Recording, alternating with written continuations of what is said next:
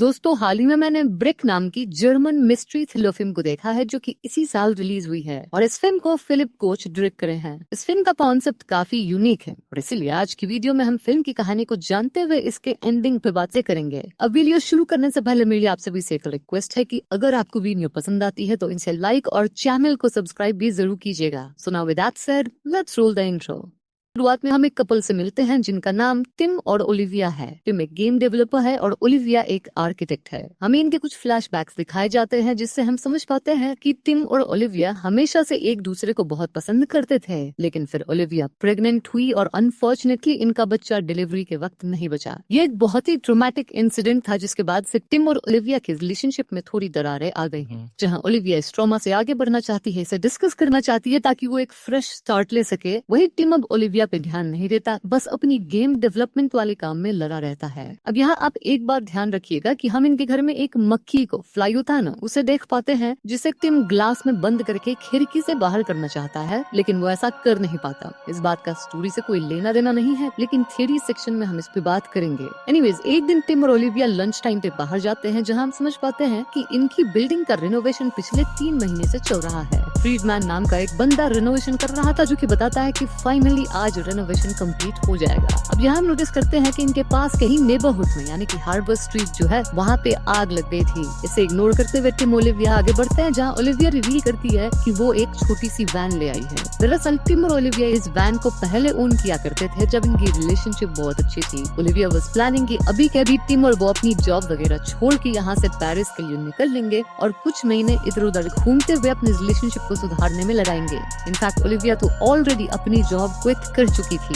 लेकिन टिम एकदम से मना करता है, सेइंग कि वो ऐसा नहीं कर सकता और उसे अपनी गेम कंप्लीट करनी है। इस बात से ओलिविया बिल्कुल खुश नहीं होती। अब उस रात टिम की जब नींद खुलती है तो वो पाता है कि ओलिविया अकेले ही ट्रिप पे निकल रही थी। इनफैक्ट वो कह देती है कि टिम और उसका रिश्ता अब खत्म हो चुका है, लेकिन जैसे ही ओलिविया मेन डोर को ओपन करती है वहाँ एक अजीब शेप से बना हुआ सॉलिड वॉल था। इस अजीब वॉल को हम लोग ब्रिक कहेंगे थ्रू आउट द वीडियो, क्योंकि फिल्म का नाम ब्रिक है और नॉर्मल वॉल्स को वॉल ही कहेंगे। सो यस, इस ब्रिक को देख के ओलिविया और टिम दोनों आश्चर्य में थे और जल्दी नहीं पता लगता है कि इनके घर के हर एक ओपनिंग पे ये ब्रिक आ चुकी थी, जैसे कि दूसरे दरवाजों पे, इवन खिड़की पे। ये दोनों ब्रिक पे ड्रिल करने की कोशिश करते हैं, ब्रिक को तोड़ने की कोशिश करते हैं, लेकिन इस ब्रिक पे एक स्क्रैच तक नहीं आती। हद तो तब हो जाती है जब ये लोग घर के नॉर्मल वॉल को ड्रिल करके घर से निकलने की सोचते हैं, लेकिन नॉर्मल वॉल्स के पीछे भी ये ब्रिक थी जिसे नष्ट नहीं किया जा सकता था। ऐसा लग रहा था मानो इन ब्रिक्स ने पूरे बिल्डिंग को बाहर से घेर लिया है। इसके कारण इनके फोन्स में ना तो कोई रिसेप्शन आ रहा था, ना ही इनका वाईफाई काम कर रहा था।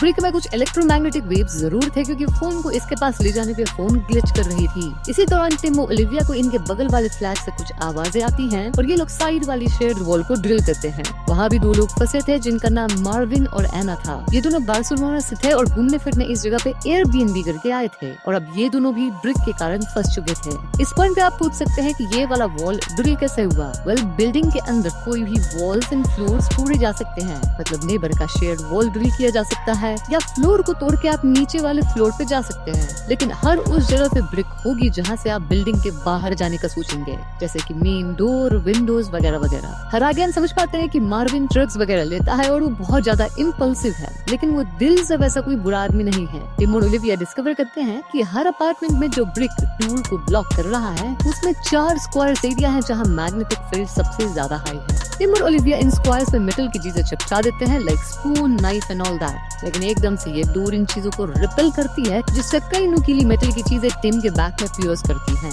इससे टिम थोड़ा चोटिल होता है, लेकिन ओलिविया तुरंत ही उसका फर्स्ट एड करती है। इसके बाद टिम को एहसास होता है कि बाजू वाली अपार्टमेंट में मार्विन ड्रग्स लेके हाई हो चुका है और ऐसे में टिम वॉल के अंदर इंसान के पास होने जितना बड़ा होल करके मार्विन को कंट्रोल करता है। वो मार्विन के हाथों को बांध देता है, but like I said before, Marvin इंसान बुरा नहीं था, ना ही वो किसी को हर्ट किया था, बस उसे नशा करने की गंदी आदत थी। अब टिम को एक रूम में हथौड़ा मिल जाता है जिससे वो ब्रिक को तोड़ने की कोशिश करता है, बट अगेन ब्रिक पे खरोच तक नहीं आती। इस पॉइंट पे ओलिविया याद करती है कि ये बिल्डिंग ओरिजिनली 1897 के दौरान बनी थी और तब इस बिल्डिंग में एक अंडरग्राउंड बंकर था जिसे आप एयर रेड शेल्टर भी कह सकते हैं। वो शेल्टर शहर के सुअर से कनेक्टेड था, यानी कि अगर ये लोग फ्लोर्स तोड़ के नीचे जाए बेसमेंट में एंड देन उस शेल्टर तक पहुंच सके तो वहाँ से सुअर से निकल के शायद बाहर निकल पाएंगे। बस फिर क्या था, ये लोग सेकंड सेकंड फ्लोर को तोड़ के नीचे वाले फर्स्ट फ्लोर एरिया में पहुंचते हैं। फर्स्ट फ्लोर पे लिया नामक लड़की और उसके दादाजी ऑसवर्ल्ड रहते थे एंड एज एक्सपेक्टेड इनका भी अपार्टमेंट ब्रिक से ब्लॉक था। ऑसवर्ल्ड यहाँ पिस्टल निकाल के सबको धमकाने लगते हैं क्योंकि ऑसवर्ल्ड को लग रहा था कि इन केस ये लोग हमेशा के लिए फंस चुके हैं तो फूड सप्लाईज रहना जरूरी है और ऑसवर्ल्ड अपने सप्लाईज को प्रोटेक्ट कर रहे थे।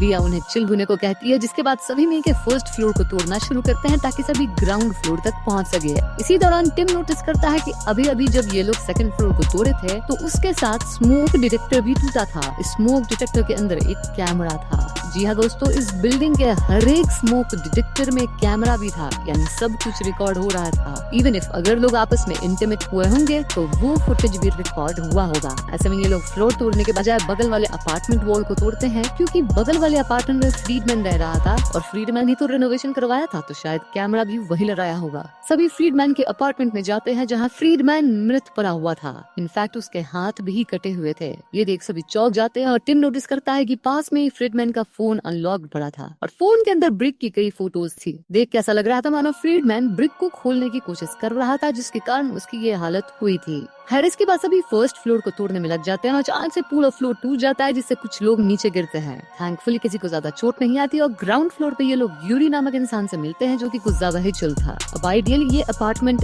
एंटोन नाम के एक बंदे का था लेकिन यूरी कहता है कि वो एंटोन का दोस्त है। यूरी के हिसाब से ब्रिक आने के बाद एंटोन को हार्ट अटैक आ गया जिससे वो चल बसा। अब ये हार्ट अटैक शायद ब्रिक के करीब जाने से हुआ होगा क्योंकि एंटोन के दिल में पेसमेकर था और ब्रिक से तो इलेक्ट्रोमैग्नेटिक वेव्स निकलती है ना, तो शायद उसके कारण पेसमेकर खराब हो गया होगा।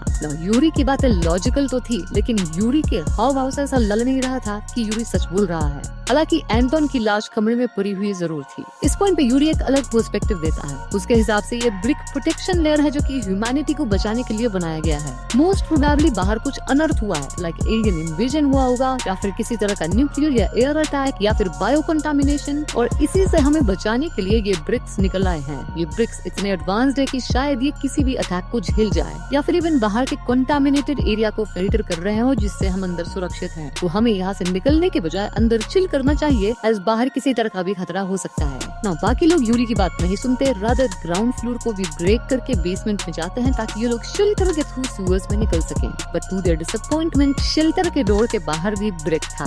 जी हाँ दोस्तों, इसका मतलब कि इनके निकलने का कोई उपाय नहीं था और ऐसे में मार्विन चिल्लाना शुरू कर देता है। ऑसवर्ल्ड यहाँ गन दिखा के मार्विन को शांत करते हैं लेकिन मार्विन एकदम से उनका गन लेता है और वो ब्रिक पे गोलियां चला देता है। अब ब्रिक मैग्नेटिक थी तो वो बुलेट्स को रोक लेती है और इन बुलेट्स को वापस रिपेल करती है। टिम सभी को झुकने कहता है और सब झुक भी जाते हैं एक्सेप्ट मिस्टर ऑसवर्ल्ड। जी हाँ दोस्तों, रिपेल हुई एक गोली मिस्टर ऑसवर्ल्ड को लग जाती है जिससे वो नहीं बच पाते। ऑसवर्ल्ड के खत्म होने से लिया पूरी तरह टूट जाती है। वो मार्विन को इसके लिए ब्लेम करती है। वहीं ऊपर हम यूरी को स्माइल करते हुए देखते हैं। हर इसके बाद सभी ग्राउंड फ्लोर पे जाके उदास बैठे होते हैं और यूरी अब भी इन्हें कन्विंस कर रहा होता है कि कैसे ब्रिक्स हमें प्रोटेक्ट कर रहे हैं और हमें यहाँ से निकलने का नहीं सोचना चाहिए। सब यहाँ अपनी लाइफ की ट्रेजिक कहानियां शेयर करते हैं। लाइक एना जब 15 साल की थी तो वो 2 मिनट के लिए खत्म हो गई थी लेकिन फिर समाह वापस आई। यह बताती है कि 2 साल पहले उसकी मॉम कैंसर के कारण चल बसी थी और आज उसके ग्रैंडपा ऑसवर्ल्ड नहीं रहे जिसके लिए वो मार्विन को ब्लेम करती है। यूरी कहता है कि वो एक पुलिस वाला है तो ऐसे में उसने एक बार किसी अपराधी को खत्म किया। यही सब ग्रीविंग चीजें शेयर करते हुए टिम और ओलिविया की प्रेगनेंसी लॉस वाली बात सामने आ जाती है जिसके बाद दोनों वापस झगड़ने लगते हैं। झगड़ा शांत होने के बाद सभी एक बार फिर यहाँ से निकलने का सोचते हैं। इन्हें यहाँ एंटोन के कुछ नोट्स मिलते हैं जिसे समझना बहुत मुश्किल था। आई मीन उसमें कुछ साइंटिफिक वैल्यूज लिखे हुए थे लेकिन इन नोट्स की ड्राइंग्स वगैरह से एक बात क्लियर थी कि एंटोन ब्रिक को ओपन करने की कोशिश कर रहा था। ओलिविया को यहाँ एंटोन का कार्ड भी मिलता है जिससे पता चलता है कि एंटोन इप्सिलॉन नैनो डिफेंस नामक कंपनी में काम करता है। नाउ ये कंपनी हार्बर स्ट्रीट में थी जहाँ आग लगी थी, तो इट्स क्वाइट पॉसिबल कि आग इसी इप्सिलॉन कंपनी में लगी थी। इनफैक्ट इन ब्रिक्स का अपने आप हर जगह आना भी उसी से रिलेटेड होगा और तभी एंटोन इन ब्रिक्स को शायद खोल सकता था क्योंकि वो उसी कंपनी का एम्प्लॉय था। अब दोस्तों ये सब एक गेस वर्क है जिसकी रियलिटी हमें आगे पता चल ही जाएगी। For now Tim find out करता है कि एंटोन के घर का एक कमरा छोटा था। जल्दी टिम को यहाँ एक हिडन डोर मिल जाता है और टिम इस डोर को ओपन करने का रिमोट भी ढूंढ लेता है। रिमोट पे फिंगरप्रिंट्स देख के टिम कुछ कॉम्बिनेशन लगाता है जिससे फाइनली डोर अनलॉक हो जाती है। नाउ इस हिडन रूम के अंदर पूरा कंप्यूटर सेटअप था और स्क्रीन पे डिफरेंट कैमरास के फीड थे। जी हाँ, वही कैमरा जो कि अपार्टमेंट के स्मोक डिटेक्टर्स पे लगे हुए थे। सभी लोग कैमरा के रिकॉर्डिंग्स को चेक करना शुरू करते हैं और इसी दौरान लिया अकेले उस कमरे में थी जिसमें एंटोन की लाश थी। लिया यहाँ एंटोन के नोट्स को चेक कर रही थी एंड देन वो एंटोन के गले में लगे स्कार्फ को हटाती है। एंटोन के गले पे क्लियर ब्रूज मार्क्स थे, यानी एंटोन हार्ट अटैक की वजह से समाप्त नहीं हुआ था, रादर कोई उसे समाप्त किया था। और ये यूरी के अलावा और कौन ही हो सकता है, क्योंकि यूरी उसके साथ था। अब इससे पहले लिया इस बारे में किसी और को बताती, यूरी इस कमरे में आता है और वो लिया को खत्म कर देता है। दूसरी तरफ सभी फुटेज देख रहे थे और मार्विन लिया को खोजने एंटोन वाले कमरे में जाता है। वहाँ वो लिया को समाप्त पाता है और तभी यूरी मार्विन पे हमला कर देता है, लेकिन इससे पहले वो मार्विन को खत्म कर पाता है। दूसरे लोग फुटेजेस में देख लेते हैं कि यूरी एंटोन को खत्म किया था। ऐसे में सभी इस कमरे में आके ना सिर्फ मार्विन को बचाते हैं बल्कि वो यूरी पे हमला करके उसे बंदी भी बना लेते हैं। लेकिन इतनी देर में यूरी उन पेजेस को जला दी थी जिसपे एंटोन के नोट्स थे और शायद उन्हीं को स्टडी करके पॉसिबली ब्रिक को ओपन किया जा सकता था। और ये लोग यूरी को पीटते हुए उससे यहाँ से निकल पाने की सीक्रेट उगलवाने की कोशिश करते हैं, लेकिन यूरी इन्हें कुछ नहीं बताता।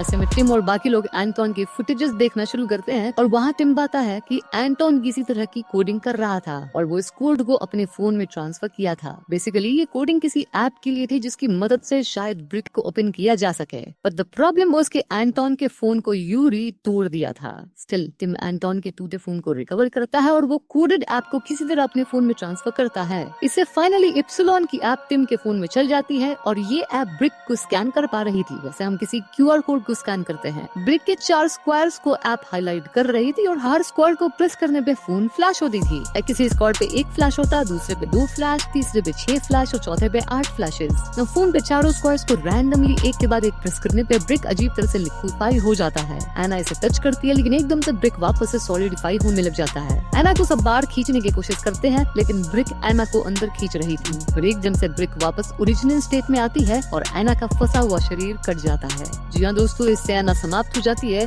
और मार्विन पूरी तरह से भड़क जाता है। मार्विन यहाँ गन उठाता है और यूरी पे चला देता है क्योंकि यूरी ये सब एंजॉय कर रहा था। देन मार्विन खुद को भी समाप्त कर लेता है। इस सीन से एक और बात क्लियर होती है कि इस ब्रिक को खोलने के चक्कर में शायद फ्रीडमैन भी समाप्त हुआ होगा क्योंकि उसके भी दोनों हाथ कटे हुए थे। इस पॉइंट पे सिर्फ टिम और ओलिविया बचे थे और ऐसे में दोनों बैठ के अपने इश्यूज को रिजॉल्व करते हैं। टिम अग्री करता है कि वो ओलिविया से डिस्टेंट हो गया था और अब से ये दोनों अपने रिलेशनशिप को ठीक करने की कोशिश करेंगे। इन शॉर्ट ये लोग फाइनली अपने रिलेशनशिप को वापस ठीक कर लिए थे, बट द प्रॉब्लम वाज कि ये लोग तो अब इस बिल्डिंग में फंसे हुए थे। तभी टिम को एक आइडिया आता है। टिम समझ पाता है कि फोन के ऐप में जो स्क्वायर्स दिख रहे हैं उनको एक पर्टिकुलर ऑर्डर में ही प्रेस करना होगा टू ओपन द ब्रिक, वरना ये ब्रिक ऐसे ही लोगों को काट देता है। ऐसे में टिम वापस से एंटोन की फुटेज देखता है जिसमें फ्लैशेस भी नजर आ रहे थे। टिम और ओलिविया देख लेते हैं कि कितने फ्लैशेस पहले हुए थे और कितने फ्लैशेस बाद में, और वो लोग स्क्वायर से इन फ्लैशेस को मैप कर लेते हैं। लाइक किस स्क्वायर को दबाने पे कितने फ्लैशेस होंगे और किस ऑर्डर में स्क्वायर को दबाना है to open the brick. In short इन्हें सीक्वेंस या पासवर्ड मिल गया था और फाइनली ये लोग ब्रिक को ओपन करने के लिए तैयार थे। लेकिन तभी यूरी एकदम से होश में आता है।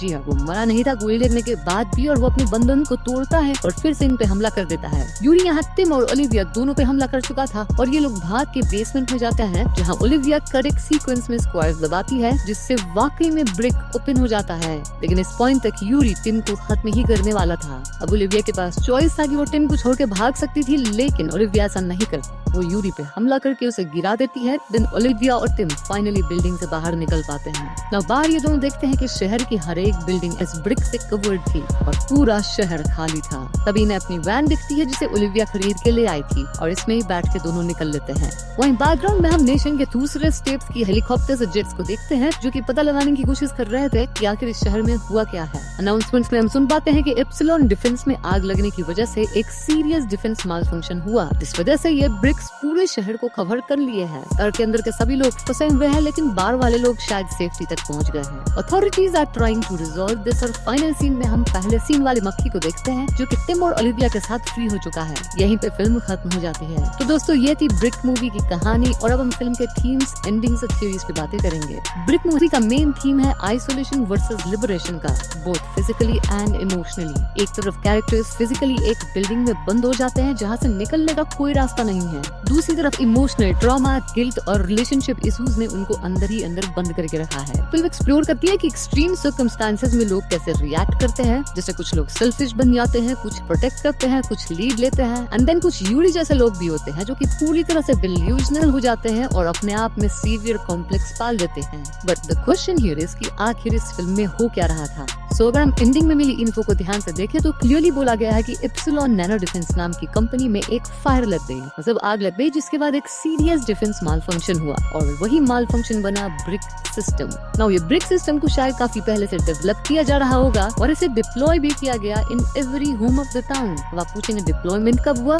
वेल, जब रिनोवेशन चल रहा था। शायद इसी तरह से पूरे शहर का रिनोवेशन चल रहा होगा और उसी टाइम पे ये डिप्लॉयमेंट सीक्रेटली किया गया होगा। ये सब शायद डिफेंस को मद्देनजर रखते हुए किया गया था। I mean, अगर फ्यूचर में न्यूक्लियर भी गिरता है तो भी ब्रिक्स सभी को सेफ रखेगी। बट द क्वेश्चन इज कि क्या लोग अंदर बिना खाना और पानी के रह सकते थे? वेल, शायद इसको लेके भी एप्सिलॉन के प्लान्स होंगे। लाइक अगर अटैक होता तो ये लोग खाने पीने का एक चैनल बनाते ताकि ब्रिक के अंदर लोग आराम से रह पाते। लेकिन इस बार तो माल फंक्शन के कारण ये ब्रिक एक्टिवेट हो गया था। और ये माल फंक्शन कैसे हुआ था? आग लगने की वजह से। और इसीलिए सब कुछ इतना अनएक्सपेक्टेडली हुआ कि लोगों के पास न खाना पहुंचा, न ही उनके पास कोई इन्फॉर्मेशन पहुंची। ना सबके घर में कैमराज होना भी ये बताता है कि कैसे एप्सिलॉन वाले ही शायद सब पे नजर रख रहे थे ताकि कंट्री में आने वाले किसी भी थ्रेट को पहले ही एलिमिनेट किया जा सके। भले इसके लिए वो लोगों की पर्सनल लाइफ को पूरी तरह इन्वेड क्यों न कर रहे हों। ओवरऑल ये ब्रिक कोई एलियन या सुपरनैचुरल चीज नहीं थी, बल्कि एक हाई टेक डिफेंस लेयर थी जो कि गलती से एक्टिवेट हो गई। इसका पर्पस था एक्सटर्नल थ्रेट से प्रोटेक्शन देना, शायद वॉर से, केमिकल अटैक से, या फिर किसी लार्ज स्केल टेरर थ्रेट से।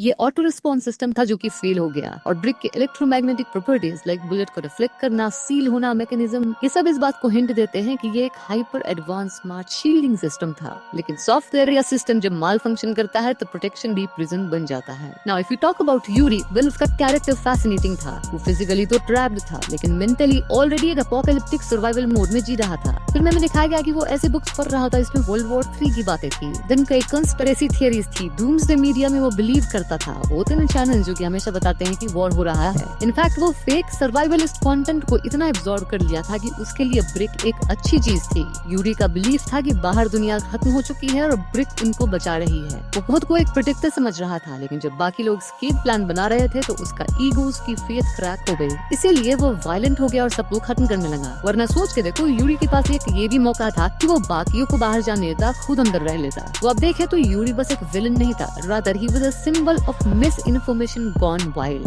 ऐसे लोग जो दुनिया की फेक न्यूज और फियर मॉन्गरिंग से ऑब्सेस्ड हो जाते हैं और इसके कारण एक्सट्रीम स्टेप्स उठाते हैं। नाउ जो मक्खी फिल्म की स्टार्ट में दिखती है ना, जिसे मैंने आपको याद रखने को कहा था, वेल उसका सिंबलिज्म भी काफी डीप है। टिम उसे ग्लास में बंद करता है लेकिन बाहर नहीं निकाल पाता। ये स्मॉल एक्ट एक्चुअली टिम और ओलिविया की कंडीशन का मेटाफर है। यहाँ मक्खी इज लाइक ट्रैप्ड सोल जो कि टिम और ओलिविया को रिप्रेजेंट करती है। देन जिस ग्लास में मक्खी फंसा था वो टिम और ओलिविया के इमोशनल बैरियर्स को रिप्रेजेंट करते हैं, जैसे unresolved trauma and all that. खिड़की यहाँ फ्रीडम और एस्केप को रिप्रेजेंट करती है और टिम का मक्खी को खिड़की से बाहर ना निकाल पाना उनके इनएबिलिटी को डिपिक्ट करता है to move on from baby loss. Film के एंड में वही मक्खी फाइनली फ्री हो जाती है तो ये दर्शाता है कि टिम और ओलिविया इमोशनली फ्री हो गए हैं, मतलब अपने ट्रॉमा को फेस करके रिलेशनशिप को मेंड कर लिए हैं। अब ये पूरा ब्रिक सिचुएशन ना सिर्फ फिजिकल ट्रैप था बल्कि मेटाफोरिकल भी था। टिम और ओलिविया के बीच जो अनरिजॉल्व्ड ट्रॉमा था, ब्रिक उसी की फिजिकल मैनिफेस्टेशन बन गया। उनके बेबी का लॉस उनको इमोशनली एक ब्रिक वॉल से सेपरेट कर रहा था। टिम अपने गेम में बिजी था जो कि एस्केपिज्म था, मतलब वो